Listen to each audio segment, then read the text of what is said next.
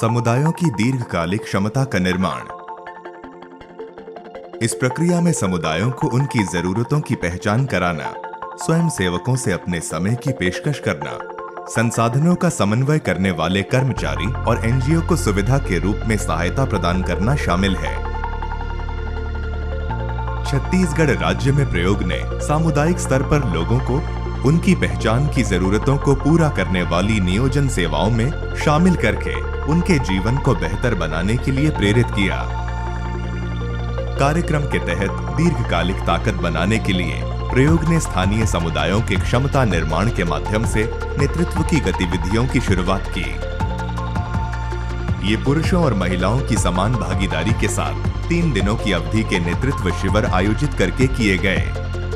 एकता परिषद आंदोलन के तहत युवाओं को ग्राम विकास गतिविधियों पर काम करने के लिए प्रशिक्षित किया गया और ग्राम सभा और ग्राम पंचायतों के तहत स्थानीय नेतृत्व को सम्मिलित करने पर भी काम किया गया।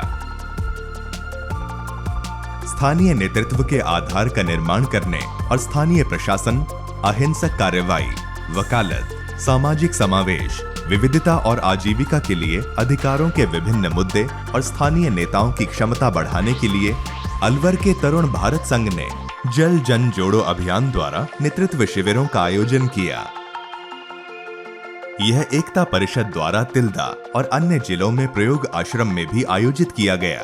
प्रयोग एकता परिषद द्वारा कुल 56 नेतृत्व शिविरों की योजना बनाई गई और उनका आयोजन किया। डॉक्टर राजेंद्र सिंह, संजय सिंह, रण सिंह, रमेश शर्मा, संतोष सिंह जैसे अभियान के वरिष्ठ सदस्यों द्वारा राज्य स्तर पर प्रशिक्षण आयोजित किए गए। इन प्रशिक्षणों को वरिष्ठ पुलिस अधिकारियों और मुख्यमंत्री शिवराज सिंह चौहान और प्रशासनिक अन्ना हजारे, स्वामी अग्निवेश जैसे प्रसिद्ध कार्यकर्ताओं द्वारा संबोधित किया गया।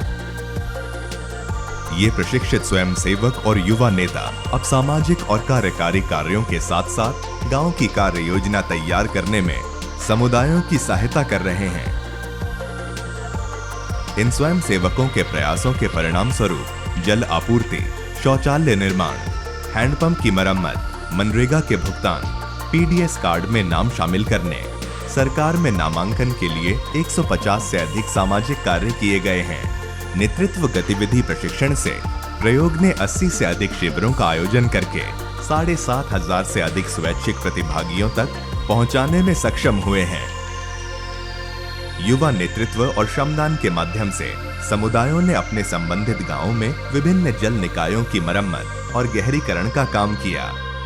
अब ये स्थानीय स्तरों पर ग्रामीणों के साथ काम करते हैं और विभिन्न सरकारी योजनाओं का लाभ प्राप्त करने के लिए ग्राम वासियों की सहायता करते हैं। स्थानीय नेताओं ने कोरोना महामारी के दौरान अपने संबंधित गांवों से आए प्रवासियों की संख्या और उनकी स्थिति के बारे में जानकारी प्रदान करने में एक महत्वपूर्ण भूमिका निभाई। यह उन्हें सरकारी एजेंसियों और गैर सरकारी संगठनों को सक्रिय रूप से शामिल करके भोजन और आश्रय के लिए आवश्यक सहायता प्रदान करने में सहायक हुई।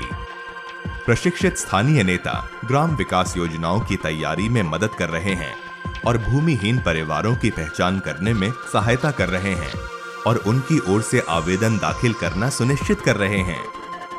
कुछ प्रशिक्षित नेता प्रधान के रूप में चुने गए हैं और समुदाय को लाभ पहुंचाने के लिए काम कर रहे हैं। निकट भविष्य में ग्राम प्रधानों के नेतृत्व के पदों को लेने के लिए अधिक से अधिक नेताओं को प्रेरित करने की योजना बनाई गई है।